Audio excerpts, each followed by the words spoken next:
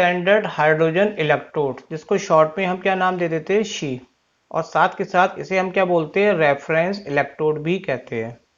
ठीक है, तो यहाँ पे हम ग्रामरिकल शी नहीं पढ़ रहे हैं, she is the shortcut name of standard hydrogen electrode. तो चलिए, इसको समझने से पहले मैं थोड़ा सा इसका इंट्रोडक्शन देना चाहूंगा कि ये क्यों यूज होता है, क्यों इसको लाया गया और क्या इसका रोल है।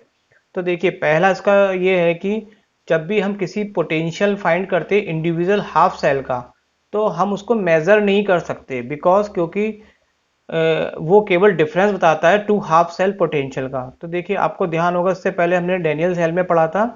और अगर आप लोगों को डैनियल सेल के बारे में मतलब वीडियो देखना है पूरे अच्छे से, तो मेरे इसी चैनल पे आपके पास ये वीडियो मिल जाएगी। आप वहां जाके देख सकते हैं और सिंपली डैनियल सेल लिखिए और बाई जैन ट्यूटर लिख दीजिए, तो आपको वो मिल जाएगी इजीली। तो देखिए, यहाँ पे क्या है कि डैनियल सेल में हमने देखा था, यहाँ पे दो अलग अलग हाफ सेल थे। एक में हमारा इलेक्ट्रोड था Zn और एक में इलेक्ट्रोड था हमारा कॉपर। तो जब हम इसके बीच में ईएमएफ निकालते, तो ईएमएफ निकालने का लिए फॉर्मूला क्या होता था सेल का, ई कैथोड का पोटेंशियल माइनस ई आपका एनोड का। तो ये आपका ये एनोड का काम करता था और ये कैथोड का। तो ये पोटेंशियल एक्चुअल में फाइंड नहीं होता है, ये केवल आपका क्या बताता है, डिफरेंस बताता है। दोनों हाफ सेल पोटेंशियल का ये क्या बता रहा है आपको, केवल डिफरेंस बता रहा है। तो किसी भी सेल का हम पोटेंशियल फाइंड नहीं कर सकते हैं, वो केवल हमें क्या बताता है, दो हाफ सेल पोटेंशियल का केवल वो डिफरेंस बताता है। तो इस वाले सेल की हेल्प से, यानी कि जिसको हमने शी नाम दे दिया शॉर्ट में, हम क्या फाइंड कर लेंगे, पोटेंशियल निकाल सकते हैं किसी भी सेल का। तो पहला आप समझ गए कि ये वाला सेल इसलिए आएगा क्योंकि इसके द्वारा हम किसी भी सेल का, किसी भी इंडिविजुअल हाफ सेल का ईएमएफ फाइंड कर सकते हैं, पोटेंशियल निकाल सकते हैं। दूसरा, यहाँ पे ये रेफरेंस इलेक्ट्रोड इसलिए कहा गया क्योंकि इसकी हेल्प से हम किसी भी अदर इलेक्ट्रोड्स का पोटेंशियल को हम क्या कर लेंगे, मेजर कर लेंगे। तीसरा, ये इलेक्ट्रोड का जो पोटेंशियल है, इसमें इसका अपना स्टैंडर्ड होता है, तो उसको कितना कंसिडर कर लेते हैं, जीरो, आईयूपीएसी के अकॉर्डिंग। फोर्थ, इसमें क्या है कि यहाँ पे इस वाले सेल में हाइड्रोजन गैस और हाइड्रोजन आयन में रिएक्शन होगी, जो कि आपका एक हाफ सेल की तरह वर्क करता है। ये जो अपने आप में ये हाफ सेल है, तो हाफ सेल ये अपने आप में एनोड की तरह भी वर्क कर सकता है और ये अपने आप में कैथोड की तरह भी वर्क करेगा। अभी हम समझने वाले हैं इसको आगे कंस्ट्रक्शन में, तो मैं थोड़ा सा इंट्रोडक्शन पे चल रहा हूँ अभी। और साथ के साथ ये एक स्टैंडर्ड कंडीशन को भी फॉलो करता है। स्टैंडर्ड कंडीशन आपने पढ़ रखी है, प्रेशर होता है 1 बार, या उसको नियर अबाउट एटीएम भी कह सकते हैं। टेम्परेचर डिग्री में 25 और केल्विन में कितना, उसको प्लस करेंगे 273, तो 298 हो जाएगा। और कंसंट्रेशन कितनी होती है, 1 मोलर होती है इसकी। तो इसी के ब्याह पे ये एक इंट्रोडक्शन था। अब चले यहाँ पे हम करने वाले हैं कंस्ट्रक्शन, क्या एक्चुअल में ये होता क्या है। तो मैंने इसको बहुत अच्छे एनिमेटेड करके बनाया है, आई होप कि आपको बहुत अच्छा लगेगा और साथ के साथ ये बहुत आसान भी लगेगा। तो देखिए, ये मैंने कंटेनर लिया है, ठीक है, ये कंटेनर है। कंटेनर में मैंने एक ग्लास जैकेट लगा दी है। ग्लास जैकेट का मतलब हो गया कि यहाँ पे एक ही तरफ से जाने का रास्ता है और उसका दूसरा पार्ट क्या है, इन्वर्टेड जो है वो लिक्विड में डिप है। दूसरा, मैंने यहाँ पे जो यूज करा है सॉल्यूशन, वो लिया है हाइड्रोजन क्लोराइड का। हाइड्रोजन क्लोराइड का इसलिए क्योंकि वो हाइड्रोजन आयन हमें प्रोवाइड कर सके, और हाइड्रोजन आयन जो होंगे उसके मोलर कितने होंगे, 1 mm। तो यहाँ पे ये HCl सॉल्यूशन हमें क्या देगा, हाइड्रोजन आयन देगा, इसलिए यहाँ पे हमने इसको यूज करा है। अब देखिए, सबसे इंपॉर्टेंट क्या है कि यहाँ पे कोई जो इलेक्ट्रोड के रूप में काम करेगा, वो अपने आप में एक वायर काम करेगा। वो वायर किसका होगा, आपका प्लेटिनम का। प्लेटिनम इलेक्ट्रोड का काम करेगा जो एक वायर के रूप में, और ये प्लेटिनम क्या होता है, इनर्ट होता है। इट मीन्स ये किसी से रिएक्शन नहीं करेगा। तो यहाँ पे ये हमने एक ग्लास जैकेट के थ्रू सॉल्यूशन में क्या लगा दिया, एक प्लेटिनम का इलेक्ट्रोड वायर लगा दिया। अब इसी के नीचे हमने वायर के एंड्स में हमने एक फॉयल लगा दी। ये फॉयल हमारी कौन सी है, ब्लैक, प्लेटिनम की ब्लैक फॉयल है। इसका काम क्या होता है कि ये जो बबल्स बनेंगे इसमें हाइड्रोजन के, ये उसको क्या करेगा, एब्जॉर्ब करेगा। तो उसके लिए इसका यूज करेंगे, अभी देखेंगे आगे। अब हमने यहाँ पे ग्लास जैकेट में हमने यहाँ पे प्योर हाइड्रोजन गैस इसको पास कराया, और कितने प्रेशर पे, 1 बार। देखिए, मैं कंडीशन को भी फॉलो करा के चल रहा हूँ। आपने जो स्टैंडर्ड सेल की कंडीशन देखी थी, तो यहाँ पे जो आयंस बने वह 1 मोलर बने हैं। प्रेशर हमने कितना लगाया, 1 बार, या 1 एटीएम भी लगा सकते हैं हम यहाँ पर, ठीक है। तो जब इसमें से प्योर हाइड्रोजन गैस इसमें से अंदर जाएगी जैकेट में, तो ये सॉल्यूशन में जाके बबल्स बनाएगी। तो इस तरह से यहाँ चलिए बबल्स भी बना लेते हैं। तो ये बबल्स इस सॉल्यूशन में आ गए हैं। तो ये प्लेट के पास दोनों ही चीज प्रेजेंट होती है, हाइड्रोजन आयन भी पहले से प्रेजेंट थे और ये बबल्स के रूप में क्या आ गई आपकी यहाँ पे हाइड्रोजन गैस भी आ गई।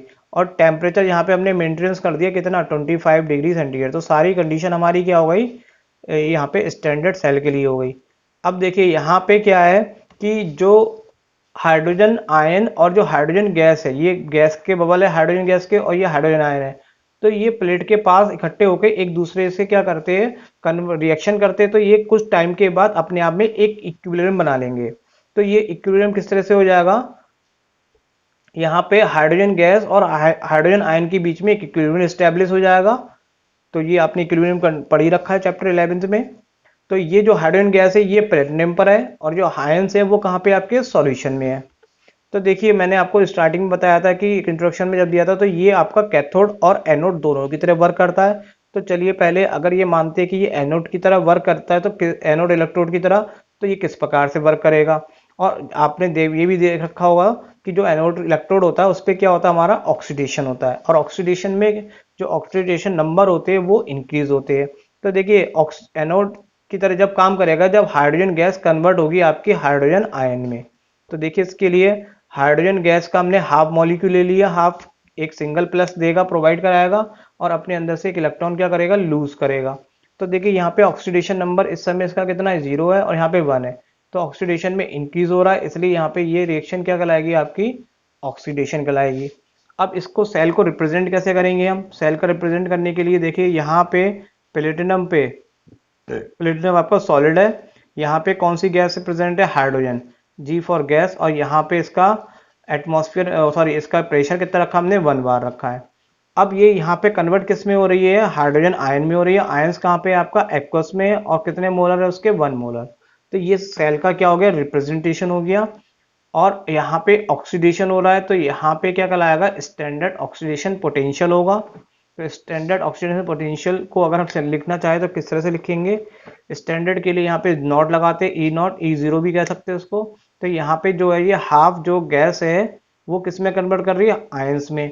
और हमने शुरू में भी पढ़ा था इंट्रोडक्शन में कि इसका पोटेंशियल कितना कंसिडर किया जाता है 0, तो ये आपका 0 होगा। तो ये हो गई आपकी एनोड इलेक्ट्रोड की प्रोसेस। अब हम यहाँ पे इसको देखते हैं कि किस तरह से ये कैथोड इलेक्ट्रोड की तरह वर्क करता है, जो कि आपकी क्या कहलाती है रिडक्शन होता है। तो उसमें ये रिएक्शन क्या हो जाएगी रिवर्स हो जाएगी, हाइड्रोजन आयन से अब किस में कन्वर्ट होंगी हाइड्रोजन गैस में। तो यहाँ पे हाइड्रोजन आयंस ने एक इलेक्ट्रॉन एज्यूम लिया, मतलब तो उससे क्या बन गया हाफ मॉलिक्यूल ऑफ गैस। अब देखिए यहाँ पे ऑक्सीडेशन नंबर यहाँ पे कितना 1 है और यहाँ पे ऑक्सीडेशन नंबर कितना हो गया 0। तो ऑक्सीडेशन डिक्रीज हो रहा है, ऑक्सीडेशन नंबर में डिक्रीज हो रहा है, तो ये यहाँ पे कहलाएगा आपका रिडक्शन। तो सेल रिप्रेजेंटेशन में अब यहाँ पे सेल का रिप्रेजेंटेशन इधर से चलेगा यहाँ पे। तो यहाँ पे हाइड्रोजन आयन किस में थे एक्वस सॉल्यूशन में 1 मोलर, और ये इससे क्या बनती है आपकी गैस बनती है जो यहाँ पे कहाँ पे आ जाती है प्लेटिनम पे। तो ये आपका क्या हो गया सेल का रिप्रेजेंटेशन। और यहाँ पे इस वाले प्रोसेस में क्या होगा स्टैंडर्ड रिडक्शन पोटेंशियल होगा, जिसको SRP भी कह सकते हो आप। इसको लिखने का तरीका रिवर्स हो जाएगा, यहाँ पे हाइड्रोजन आयन किस में कन्वर्ट होंगे हाइड्रोजन गैस में, तो यहाँ पे भी इसका 0। तो ये आपका क्या हो गया स्टैंडर्ड हाइड्रोजन इलेक्ट्रोड्स हो गए। अब देखिए जैसे कि मैं आप लोगों से प्रॉमिस किया था कि मैं आपको समझाऊंगा भी और साथ के साथ मैं आपको नोट्स भी बनवाऊंगा। तो अब ये मेरे यहाँ से नोट्स शुरू हो जाते हैं। अगर जिन बच्चों को प्रॉब्लम्स होती है अपने आप से नोट्स नहीं लिख पाते हैं तो अभी वीडियो को वो कंटिन्यू करेंगे, और जिन बच्चों के पास नोट्स जो है मतलब खुद लिख लेंगे, तो यहाँ पे ये वाला टॉपिक कंप्लीट हो गया स्टैंडर्ड हाइड्रोजन सेल। अब मैं अगले की मैं चाहूंगा कि एक बार रिवाइज कर लेंगे तो ये एक बार तैयार भी हो जाएगा। तो देखिए एक बार नोट्स के रूप में इसको प्रॉपरली हम पढ़ लेते हैं। तो देखिए सबसे पहले हमें कंस्ट्रक्शन लिखना होगा इसका। कंस्ट्रक्शन में आपने देखा टेक 1 HCl सॉल्यूशन लेते हैं कंटेनर में और उसमें क्या डिप कर देते हैं ग्लास जैकेट, और उसमें हम क्या लगा देते हैं हम यहाँ पे वायर लगा देते हैं किसका ब्लैक प्लेटिनम का। टेम्परेचर कितना मेंटेन करते हैं 25 डिग्री सेंटीग्रेड। अब क्या होता है यहाँ पे कि इसके बाद हम यहाँ पे हाइड्रोजन गैस को इसमें जैकेट में पास कराते हैं, जिसका प्रेशर कितना मेंटेन करते हैं 1 बार। और जब ये गैस जो होती है जब इसमें सॉल्यूशन में जाती है तो ये बबल को क्या करती है प्रोड्यूस करती है, जो किसके द्वारा एब्जॉर्ब हो जाते हैं ब्लैक प्लेटिनम फॉयल के द्वारा एब्जॉर्ब हो जाते हैं, और रेस्ट बबल कहाँ जाते हैं आपके सॉल्यूशन में जाते हैं। कुछ टाइम के बाद ये रेस्ट बबल जो है और हाइड्रोजन है आपस में क्या बना लेते हैं, इक्विलिब्रियम स्टेब्लिश कर लेते हैं। तो वर्किंग में आप देखेंगे जो हाइड्रोजन गैस और जो आयंस प्रेजेंट है प्लेटिनम के पास पास, वो अपने आप में एक हाइड्रोजन गैस और आयंस के बीच में इक्विलिब्रियम बना लेंगे। तो ये आपके इक्विलिब्रियम की कंडीशंस हो गई। इक्विलिब्रियम में प्लेटिनम पे फॉइल पे मतलब जो हाइड्रोजन गैस होती है और सॉल्यूशन में क्या होता है, हाइड्रोजन आयन। और ये मैंने अभी बताया कि आपको जो एनोड की तरह अगर वर्क करना है ऑक्सीडेशन में, तो हमें बस सिर्फ रिएक्शन लिख देंगे भाई, यहाँ पे बता देंगे कि एनोड की तरफ तब वर्क करेगा जब हाइड्रोजन गैस आपका किस में कन्वर्ट होगी, आयंस में। सेल पोटेंशियल अभी हमने देख ही लिया है, ठीक है।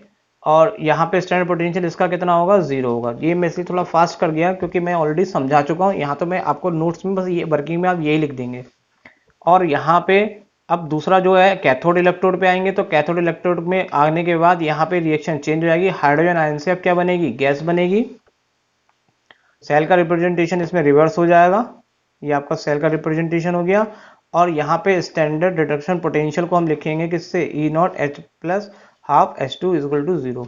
तो देखिए यहाँ पे ये वाला सेल आपका यहाँ पे कंप्लीट हो जाता है। चलते हैं आगे नए टॉपिक पे।